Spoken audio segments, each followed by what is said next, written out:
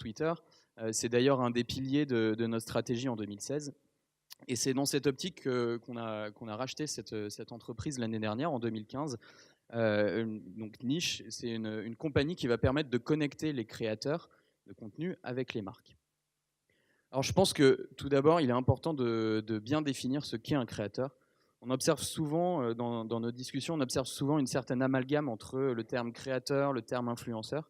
Donc un influenceur, si on prend un exemple, ça peut être un footballeur qui est sponsorisé par une marque et qui va prendre la dernière chaussure de Nike, par exemple, va la montrer devant la caméra et va dire c'est une chaussure extraordinaire, achetez-la. Donc ça, c'est un créateur. Il va seulement, un influenceur, pardon. Il va seulement utiliser de son influence, il va seulement euh, euh, passer des messages auprès de sa communauté. Un créateur, quant à lui, il va créer du contenu original. Il va créer un narratif autour d'un concept qu'il aura défini pour sa propre ligne éditoriale ou pour la ligne éditoriale d'une marque. Donc c'est vraiment la différence qu'on va avoir entre créateur et influenceur. Et bien sûr, les créateurs ont également une influence sur les réseaux sur lesquels ils vont publier leur contenu. Ils développent des communautés. Donc le créateur va mixer ces deux choses. Alors, Niche, donc comme je vous l'ai dit, c'est une plateforme qui va permettre de connecter les créateurs et les marques. Et pour répondre à cet objectif, une des premières missions de Niche, ça a été d'aider les créateurs à monétiser leur contenu, à monétiser leur audience. Et pour ça, Niche met à disposition de ces personnes-là un ensemble d'outils qui est assez bien fait. Alors comment ça se passe très rapidement, parce que ça ne vous concerne pas trop, mais c'est important de comprendre comment ça marche. Donc en fait, le créateur va se sign up sur la plateforme. Et quand on dit sign up sur la plateforme, en fait, il va connecter l'ensemble de ses comptes, l'ensemble de ses réseaux. Donc il va pouvoir connecter son compte Twitter, il va pouvoir connecter son compte Vine, Instagram, Facebook, Snapchat, etc., etc.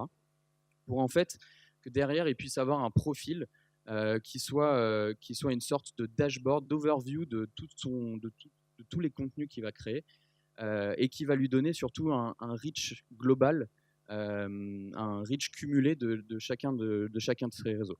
Donc c'est vraiment une plateforme qui va aider les créateurs à avoir un petit peu de vision sur là où ils vont avec leur communauté.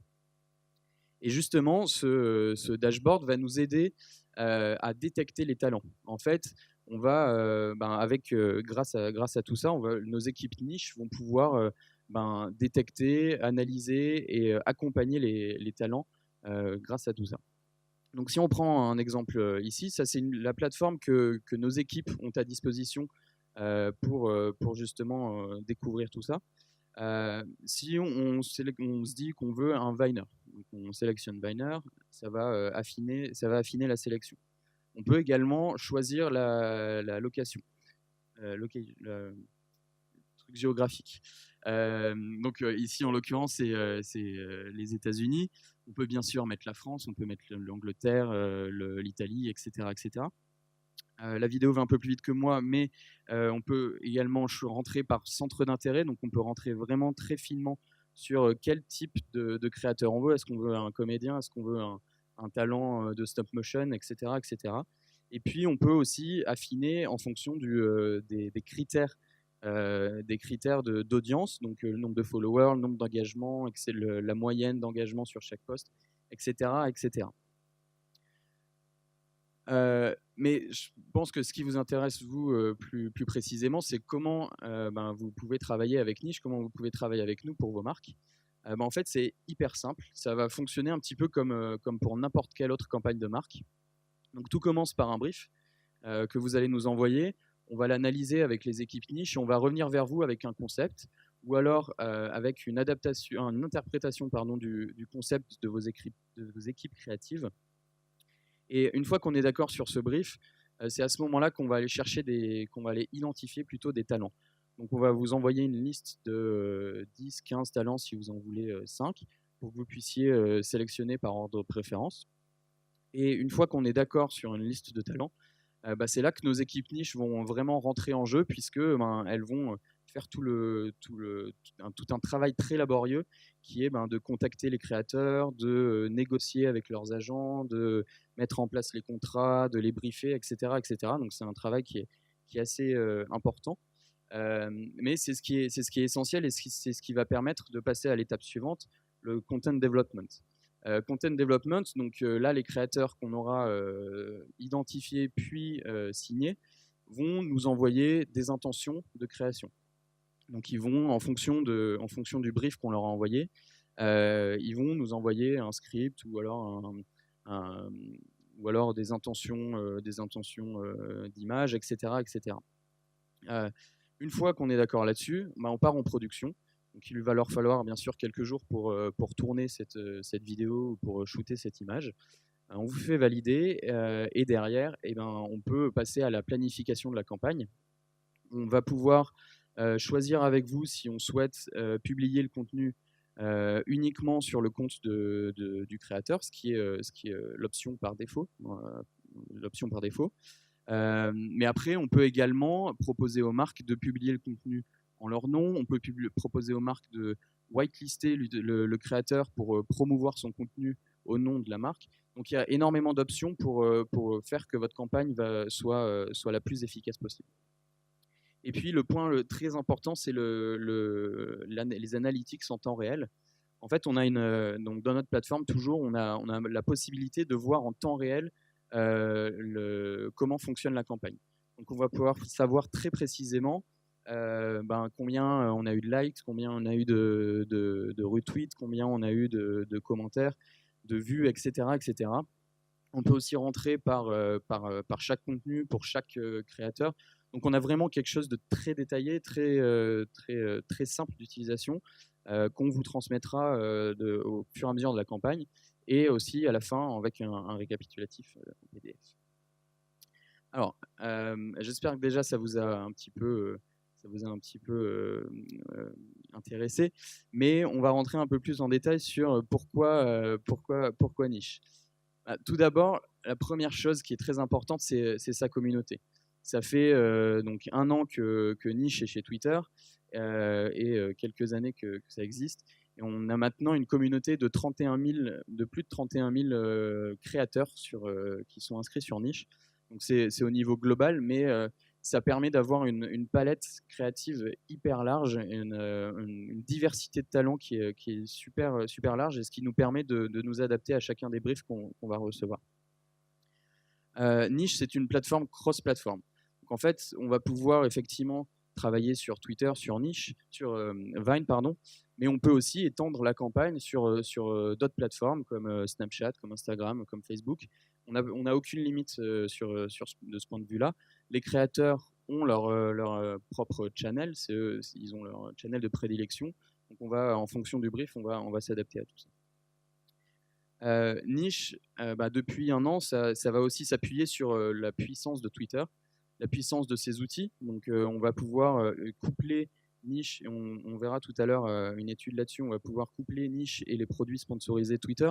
Donc vous pouvez associer une vidéo Niche à un first view par exemple, à une conversational vidéo, etc. etc. Et puis ça vous donne également accès à nos équipes research, donc qui vont pouvoir vous donner un reporting assez précis sur l'efficacité de votre campagne une fois qu'elle sera terminée. Et puis enfin, vous l'aurez compris, je vous en ai fait la démonstration, c'est une plateforme qui a une technologie qui est une forte différenciation sur le marché. Ça nous permet d'avoir des choses assez détaillées et très précises, donc c'est un des points forts de Niche. Et c'est ce qui nous a permis justement d'arriver à plus de 500 campagnes depuis 1 an. Donc on va passer en revue 3 d'entre elles qui sont, je pense, assez intéressantes, pour finir ensuite sur quelques études. La première, c'était Starbucks. Donc Starbucks est venu nous voir en novembre-décembre dernier. Ils sont venus voir nos équipes aux États-Unis. Et en fait, Starbucks avait une problématique toute simple, c'est que ils lançaient leurs Red Cups. Je ne sais pas si vous aviez vu ces gobelets rouges pour les fêtes, mais ils n'avaient pas de contenu pour les réseaux sociaux. Donc ils sont venus nous voir avec un objectif très simple, qui était de montrer le gobelet et de mettre en avant la marque.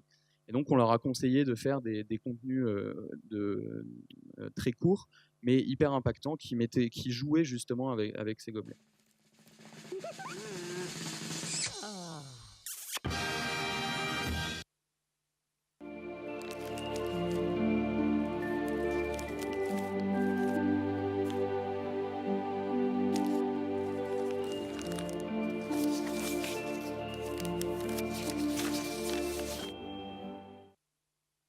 Un contenu très poétique. On passe à Comcast. Comcast qui est, je crois, la plus grosse campagne qu'on ait jamais fait sur Niche. En fait, Comcast, eux, avaient un objectif un peu différent. Ils voulaient toucher les 16-34 ans pour le lancement de leur nouvelle box. Donc, la Comcast Box, qui avait énormément de nouvelles features. Et ils souhaitaient mettre en avant toutes ces features, mettre en avant surtout le fait que on peut commencer son film sur sa télé, et le finir sur son mobile, etc., etc. Et donc, ils sont revenus vers nous, enfin ils sont venus vers nous, et on a mis en place cette campagne qui est assez ambitieuse et qui est très conséquente, puisqu'on a fait travailler 19 créateurs aux États-Unis. Comcast a choisi de prendre les top créateurs des États-Unis. Donc, vous connaissez, je suppose, Zach King sur la gauche, mais ils ont également utilisé Nash Grier, etc., etc. Enfin, que des créateurs assez importants et qui ont produit au total 97 contenus en 2 semaines. Donc, c'est une campagne qui a été faite très rapidement, mais qui a été un énorme succès, comme vous pouvez le voir avec les chiffres en dessous. Je vais vous montrer le contenu. I love scary movies. Sorry. Oh, guys, game's already on. Let's throw it on the big screen. Andrew, help me make some popcorn. Sure.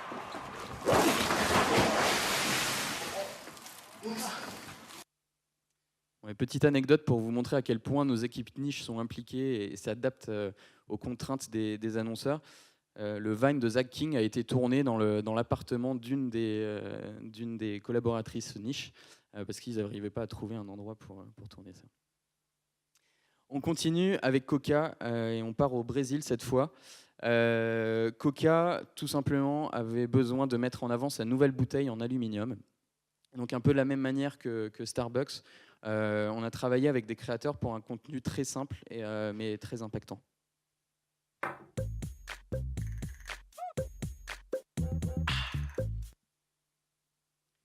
Et notre préféré.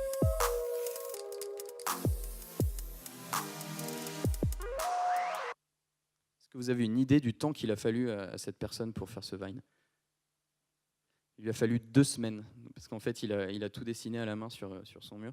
Donc 2 semaines pour 6 secondes de vidéo. Donc, nos créateurs sont assez impliqués dans leur travail en général. Voilà, on finit par une petite étude pour vous montrer que l'influence sur Twitter, c'est quelque chose qui est très important et quelque chose qui fonctionne vraiment pour faire passer les messages de marque.